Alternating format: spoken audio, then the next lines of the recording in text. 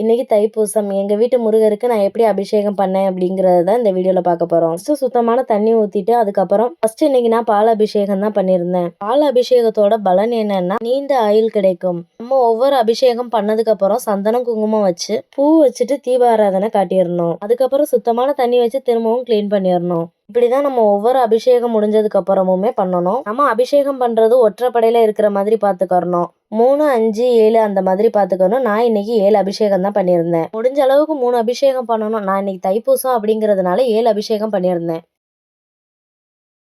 ரெண்டாவதா தயிர் அபிஷேகம் தான் பண்ணியிருந்தேன். தயிர் அபிஷேகத்தோட பலன் என்னன்னா புத்திர பாக்கியம் கிடைக்கும். நம்ம கோவில்லையுமே சாமிக்கு அபிஷேகத்துக்கு பொருள் வாங்கி கொடுக்கும்போது இந்த பலன்கள் எல்லாத்தையுமே தெரிஞ்சுக்கிட்டு வாங்கி கொடுக்குறப்ப நமக்கு என்ன வேணும்னு சாமி கிட்ட கேட்குறோமோ அதுக்கான பொருளை நம்ம வாங்கி கொடுக்கலாம். நானுமே இப்ப கொஞ்ச நாளா தான் இந்த விஷயங்கள் எல்லாத்தையுமே தெரிஞ்சுக்கிறேன். தெரியாதவங்களும் தெரிஞ்சுக்கோங்க. தயிர் ஊத்தி அபிஷேகம் பண்ணதுக்கு அப்புறம் சந்தன குங்குமம் வச்சுட்டு பூ வச்சுட்டு தீபாராதனை காட்டிட்டு சுத்தமான தண்ணியில திரும்பவும் கிளீன் பண்ணிடணும்.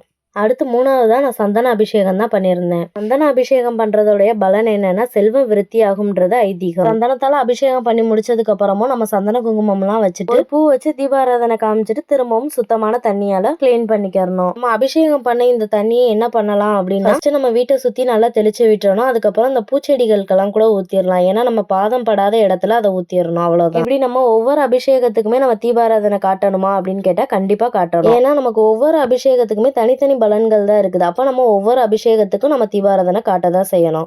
அடுத்தது நான் குங்கும அபிஷேகம் தான் பண்றேன். குங்கும அபிஷேகத்தோடைய பலன் என்ன அப்படின்னா மாங்கல்ய பாக்கியம் கிடைக்கும், குடும்பத்தில் சந்தோஷம் விருத்தியாகும். அடுத்தது அரிசி மாவுல தான் அபிஷேகம் பண்ணியிருந்தேன். அரிசி மாவு அபிஷேகத்தினுடைய பலன் என்ன அப்படின்னா கடன் தீரும். அரிசி மாவுல அபிஷேகம் பண்ணி முடிச்சதுக்கு அப்புறமும் சந்தன குங்குமம் எல்லாம் வச்சுட்டு தீபாராதனை எல்லாம் காமிச்சிட்டு சுத்தமான தண்ணியால கிளீன் பண்ணியாச்சு. ஒவ்வொரு அபிஷேகம் முடிஞ்சதுக்கு அப்புறமும் தீபாராதனை காட்டுறது நம்ம சூடம் வச்சு மட்டும்தான் காட்டணுமா அப்படின்னா அப்படியெல்லாம் இல்ல. சாம்பிராணி காமிச்சிட்டு அதுக்கப்புறம் சூடம் கூட காட்டலாம். நான் இன்னைக்கு சூடம் மட்டும்தான் காமிச்சிருந்தேன். அடுத்தது விபூதி அபிஷேகம் தான் பண்ணியிருந்தேன். விபூதி அபிஷேகத்தோடைய பலன் சகல நன்மையும் தரும். எல்லா நன்மையும் தரக்கூடியதுதான் இந்த விபூதி அபிஷேகம். இவ்வளவு லென்த்தா இருக்குமா அப்படின்லாம் யோசிக்க வேண்டாம். பாக்குறது ரொம்ப நேரம் ஆகுற மாதிரி இருக்கும். ஆனா அபிஷேகம் பண்றது ரொம்பவே சீக்கிரமா முடிஞ்சிடும். நாம இந்த மாதிரி சாமிக்கு அபிஷேகம் பண்றப்ப நமக்கே ஒரு மனசுக்கு ரொம்பவே திருப்தியான ஒரு அமைதி கிடைக்கும். விபூதி அபிஷேகமும் நல்லபடியா பண்ணி முடிச்சாச்சு.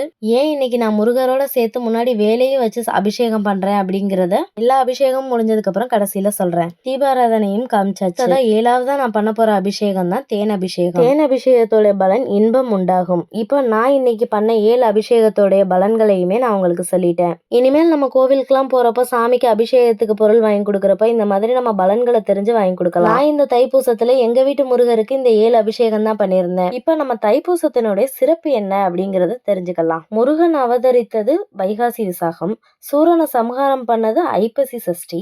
அந்த சூரனை சம்ஹாரம் பண்றதுக்காக தன் தாயார் பார்வதி தேவி கிட்ட இருந்து சக்தி வேலை பெற்ற நாள் தான் இந்த தைப்பூசம். அதனாலதான் இன்னைக்கு இந்த வேலுக்கு அபிஷேகம் பண்றது அப்படிங்கிறது ரொம்பவே சிறப்பு. நம்ம ஒரு விஷயத்த செய்யறதுக்கு முன்னாடி நம்ம எதுக்காக செய்யறோம், இதனுடைய பலன் என்ன, இதுக்கான சிறப்பு என்ன, இதெல்லாம் நம்ம தெரிஞ்சுக்கிட்டு செய்யறது ரொம்பவே நல்லது.